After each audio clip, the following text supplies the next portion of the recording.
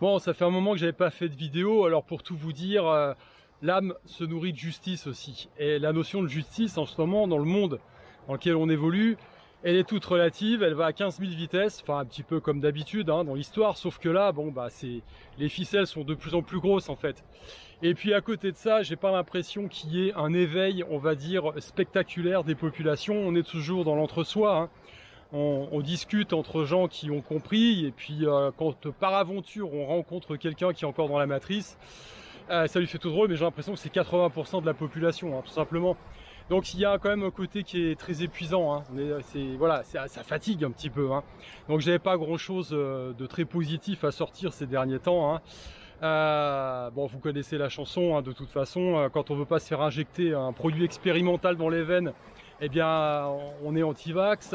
Quand on doute, quand on émet des doutes hein, sur effectivement le bien fondé du fait de se faire supprimer les libertés fondamentales, de voir effectivement une situation de crise gérée par des cabinets, on va dire, extra-gouvernementaux, grassement rémunérés, bah là du coup on est complotiste. Si vous êtes contre la guerre en Ukraine, eh bien vous êtes évidemment pro-Poutine. Et puis évidemment, si vous émettez un doute sur le bien fondé du génocide dans la bande de Gaza, vous avez remarqué un bien fondé génocide, bon c'est un petit effet de style, là on vous traite évidemment d'antisémite. Donc ça devient vraiment lassant à force. Et donc comme dit, eh bien ces derniers temps, j'aurais plutôt envie de vous parler du Ragnarok, hein, parce que je pense qu'effectivement on ira au bout du cycle, et que comme je l'ai déjà dit plus d'une fois, eh bien le karma collectif est scellé tout simplement, hein, donc on ne peut qu'à titre individuel se tenir droit hein, par rapport aux événements, et puis espérer avoir un ressenti, on va dire, un peu plus affiné pour pouvoir éventuellement passer entre les gouttes, qui seront quand même assez serrées à mon avis. Voilà. Et donc tout ça, cette réflexion me porte à vous parler aujourd'hui du mensonge, hein, du mensonge de la matrice dans laquelle on baigne de façon perpétuelle. Je regardais une vidéo dernièrement du professeur Werner, je crois Richard Werner, très intéressante parce que ce type-là a simplifié, mais alors au maximum, le cœur du réacteur nucléaire de l'environnement dans lequel on évolue, c'est-à-dire la création monétaire, hein. Parce que tout ça tourne évidemment autour de mensonges, mais alors éhontés, on va dire, hein. Alors c'est pas vraiment des mensonges, mais c'est des non-dits finalement. Et puis on laisse le grand public utiliser des termes qui sont pas du tout appropriés par rapport à la réalité. Parce qu'en fait la réalité c'est quoi? C'est que lorsque vous avez affaire à une banque, vous considérez que c'est un établissement financier, un intermédiaire en fait, entre vous et puis peut-être un vendeur ou un acheteur lorsque vous achetez une maison, entre vous et évidemment la personne ou comment dire, la société qui vous verse votre salaire, bref, un intermédiaire en fait. Alors que ça était peut-être le cas il y a des centaines d'années, mais ça n'est plus le cas du tout aujourd'hui, hein. C'est un élément, on va dire, majeur de la matrice qui s'imbrique très étroitement avec les gouvernements, hein, et qui limite évidemment votre liberté. Alors au niveau de la création monétaire, c'est quand même très intéressant parce que donc vous déposez de l'argent à la banque. Donc vous imaginez que vous allez mettre une petite pièce de billets dans un coffre et puis que ça va être sécurisé et que la banque va garder cet argent. Éventuellement elle peut travailler avec en bourse, mais bon pas trop, hein. C'est vrai que c'est pas du style à faire on va dire de la spéculation forcée, hein. Il y a pas trop de, on va dire, de scandale autour de l'argent des déposants entre guillemets qui seraient perdus, hein. Bref. Et donc en fait non, vous ne déposez pas de l'argent, vous prêtez, concrètement vous prêtez de l'argent à la banque. Et voilà, donc ce qui veut dire que si la banque fait faillite et que l'État laisse couler la fameuse banque, eh bien vos dépôts partent avec les profits et pertes, puisque évidemment vous avez prêté à la mauvaise personne. Voilà, donc en fait le dépôt n'existe pas, c'est un prêt que vous faites à la banque. Voilà, donc déjà premier rabus de langage entre guillemets, qui n'est pas le seul. Maintenant vous allez évidemment solliciter la banque pour vous faire un prêt. Alors la banque ne vous prête pas d'argent, c'est pas vrai. Non, non, vous signez juste un agrément avec elle et elle va vous promettre finalement d'acheter le bien, donc vous créditez l'argent nécessaire pour acheter le bien que vous convoitez. Donc en général un bien de consommation, hein, que ce soit une voiture ou un crédit à la consommation, ou plutôt souvent, très souvent, pour acheter de l'immobilier, hein. Donc voilà, mais c'est pas des biens qui sont productifs, hein, parce qu'en fait on fait juste un changement de propriétaire. Vous gavez au passage évidemment l'État et les notaires avec les frais de transaction. Et puis évidemment tout le système financier derrière, parce que vous en prenez pour 30 ans en espérant évidemment qu'on soit dans un cycle où l'immobilier continue de monter et qui se pète pas la gueule juste derrière, auquel cas eh bien vous êtes le dernier dans le jeu des chaises musicales à vous asseoir, et si vous trouvez pas de chaise, bah vous êtes mal. Voilà. Donc en fait non, la banque elle va à ce moment-là d'un clic de souris créer cet argent que vous avez sollicité, et donc le rôle principal et essentiel de la banque, c'est de créer la monnaie, donc de l'air ambiant en fait, hein. Ça, il n'y a pas de contrepartie réelle en fait en face. Donc lorsque vous sollicitez ce prêt, la banque crée l'argent ex nihilo, et quand vous remboursez le prêt, eh bien cet argent est détruit, d'accord? Donc il rentre dans le système et puis ensuite il est détruit. Alors on comprend bien évidemment que la plupart du temps c'est pour du transfert de propriété ou des biens à la consommation. Donc cet argent il circule plusieurs fois dans le système en regard en face de biens et de services qui eux n'augmentent pas nécessairement.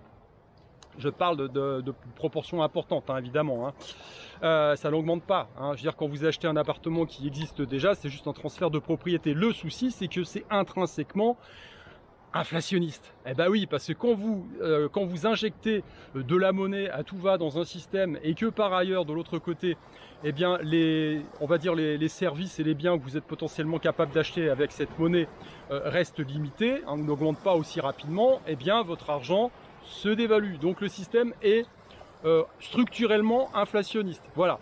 Donc c'est pour ça qu'on vous dit oh l'inflation c'est pas d'où ça vient, on se fout en clair de votre gueule allègrement, et que il faut quand même le signaler. Donc évidemment quand on imprime à tout va, comme ça a été le cas en 2020, c'était évident qu'on allait se prendre une grosse clacasse inflationniste derrière dans la bouche, hein. Voilà, c'est comme ça. C'est les travaux, c'est le week-end de Pâques ici en Bulgarie, et il y en a qui profitent hein, de réparer les appartements, etc. Voilà. Donc en fait on a affaire à un gros mensonge dans lequel on baigne évidemment. Alors évidemment cet argent quand il est créé, qu'est-ce qu'il crée aussi à part l'inflation? Il crée des inégalités évidemment, puisque l'idée c'est de limiter cet apport d'argent pour ceux qui en ont besoin, ceux qui travaillent, et ceux qui en ont déjà beaucoup, bah, ils peuvent évidemment investir hein, parce qu'ils ont du collatéral. Donc vous avez une dizaine d'appart, vous pouvez les mettre en garantie pour en acheter 10 autres. Voilà. Ou alors sur les marchés financiers c'est la même chose, donc vous empruntez, et voilà. Donc ça fait monter les prix mécaniquement, ça fait monter les prix de l'immobilier, ça fait monter le prix des actifs, et ça crée des bulles. Donc ça c'est les bulles de crédit. Alors de temps en temps la banque des banques, c'est-à-dire la banque centrale, eh bien dégonfle la bulle, donc on a une crise financière derrière, on se dit ah c'est pas d'où ça vient, etc. Mais bon, c'est tout simplement une question de liquidité. La banque réduit les liquidités d'un seul coup, puis là boum, ça se pète un peu la gueule, là, les gens paniquent, ça épure le système, il y a un transfert de richesse qui s'opère, comme toujours, c'est jamais perdu, hein. Et puis derrière, eh bien, on est reparti pour un tour. Voilà. Le seul problème, c'est que ce cycle de dette, à un moment donné, eh bien, il s'inscrit dans un cycle plus long, et c'est le cycle de dette long terme. C'est celui qui nous concerne aujourd'hui, parce que là, on arrive au bout du fonctionnement du bousin, et que derrière, malheureusement, eh bien, qu'est-ce qui s'est produit déjà dans l'histoire? Eh bien, de gros problèmes, parce qu'on a des problèmes à l'intérieur des pays, c'est les gilets jaunes en France par exemple, mais on a des problèmes aussi à l'extérieur, parce que ça correspond souvent au switch des empires, hein, bizarrement. Donc là, comme l'empire américain commence à battre un petit peu de l'aile, eh bien derrière il y a la Chine qui monte, hein, voilà. Et puis on voit qu'il y a des blocs qui se mettent en place. Alors tout ça c'est des conflits d'intérêts dans lesquels nous on a très peu à voir et à jouer, hormis le fait d'être évidemment manipulé pour aller sur un théâtre des opérations quelconque et puis risquer sa peau pour des intérêts financiers qui ne nous concernent pas, hein. Regardez là où je dirige mon regard, enfin plutôt par là, voilà. Bref, et donc derrière ça, il faut évidemment jouer un numéro de flûte auprès des gens pour leur faire accepter un tas de trucs, hein. Alors quand on est en situation de guerre extérieure, on leur bourre le mou en leur disant qu'évidemment la personne en face et le groupe en face, bah on les diabolise, hein, parce que c'est le diable, il faut aller leur botter le cul, absolument, il en va du patriotisme, etc. Alors ça a fonctionné un temps. Maintenant, on essaye aussi évidemment de bourrer on va dire les gens avec tout un tas de débilités profondes, hein, en leur disant que effectivement les gouvernements sont là pour les aider, faire tout ce qu'ils peuvent pour eux, alors que c'est archi faux, et qu'ils ont une prise démocratique. Alors ça c'est aussi un énorme mensonge. À partir du moment où vous n'avez pas la souveraineté, ce qui est un petit peu le cas en Europe, hein, quand vous votez, on vous donne l'illusion que vous avez un pouvoir démocratique, et donc ce qui veut dire on va dire par voie de conséquence, si c'était vraiment une démocratie, eh bien vous avez le vote la possibilité de contrôler, de vous maîtriser plus ou moins votre destin. On sait très bien que c'est du pipeau, parce qu'il y a plein d'échelons intermédiaires entre vous et la réalisation de cette politique.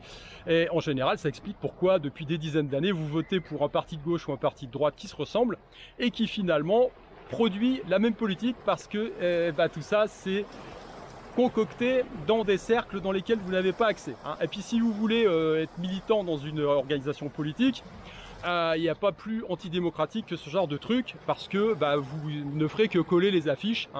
Vous ne ferez pas partie des gugus qui sont derrière la table et puis qui vont pouvoir se gaver après en multipliant les mandats. Voilà, donc ça c'est la réalité de notre monde. Donc vous n'avez pas la souveraineté. En Europe par exemple, vous votez pour quoi? Tout se décide à Bruxelles.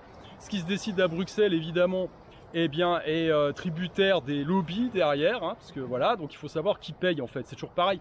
Il faut voir qui signe le chèque. Et oui, comme ça on sait qui commande réellement. Quand vous suivez le pognon, vous avez une meilleure vision d'ensemble du truc. Donc en fait on vit dans une fiction totale, voilà. On vit dans une matrice d'illusion. Les règles étant ce qu'elles sont, on est vraiment un petit peu bien coincé là aujourd'hui.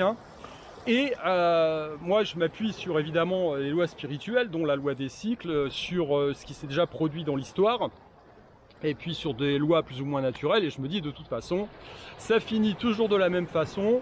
Il y a effectivement, à un moment donné, on fait table rase de tout ça, et puis il y a la machine à laver qui se met en route, le courant de l'histoire qui passe, et puis ça épure un petit peu l'ensemble. Alors dans ces cas-là, eh bien, il faut quand même pouvoir se positionner en amont, évidemment, pour éviter de se prendre la vague en pleine tronche. C'est un petit peu le principe, tout en sachant évidemment que toute on va dire stratégie que vous mettrez en place sera de toute façon totalement imparfaite, et qu'elle déjà elle dépend de vous, de vos capacités, de vos possibilités, que ce soit physiques, financières ou autres, et que c'est complètement imparfait. D'où la nécessité absolue de faire déjà en amont, un travail énorme sur soi. Voilà. Donc peut-être apprendre à gérer ses peurs, ça paraît être fondamental, puisque c'est au centre de l'équation. On est là, quand on voit ce qui se passe, on est en droit d'avoir peur un petit peu. Si c'est pas pour vous-même, vous avez peur pour vos enfants, vos proches, c'est normal. Donc ça c'est un premier truc à faire.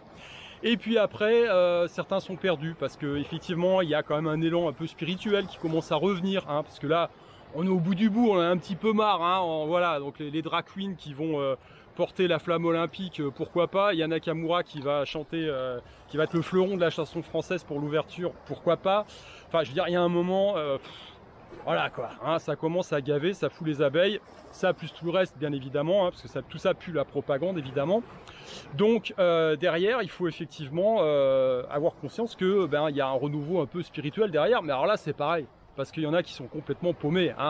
Si c'est pour se mettre assis sur un rocher comme moi là, en faisant namasté et puis en remerciant le ciel, alors on peut le faire, bien sûr, mais derrière il faut quand même avoir un peu la notion du réel et la notion de l'action, voilà. Et donc ça m'amène à un truc. Oui, j'ai pas fait de vidéo ces derniers temps parce que je me suis immergé dans mon boulot. Comme je vous l'ai dit, je suis en train de travailler sur des textes fondamentaux, des textes anciens, que ce soit de l'Inde ou voire même de notre patrimoine perso, pour essayer de produire quelque chose qui ait du sens et qui redonne du sens aux gens qui sont un peu perdus. Du moins c'est un petit peu le but. Alors derrière évidemment je me fais plaisir au niveau artistique, parce que l'idée c'est ça. L'idée c'est de se nourrir dans tout ce maelstrom. Eh bien il faut se nourrir, donc on se nourrit comme on peut. Et je pense que le côté artistique c'est quand même une richesse, c'est quelque chose qui vous connecte à l'essentiel, qui vous connecte à la nature, comme je le fais aujourd'hui avec les éléments qui m'entourent. Voilà, donc petite vidéo pour vous dire tout ça. Restez calés, je n'arrête pas de vous dire toujours la même chose, travaillez sur vous, faites du sport, c'est important, ça va vous faire du bien pour le corps, ça va vous faire du bien à la tête, et puis ça va vous permettre de rester un peu plus positionné par rapport à la tempête et le gros vent qui souffle, qui continue de souffler, on va dire fortement. Voilà. Allez, sur ce, je vous dis à bientôt, j'espère. Ciao.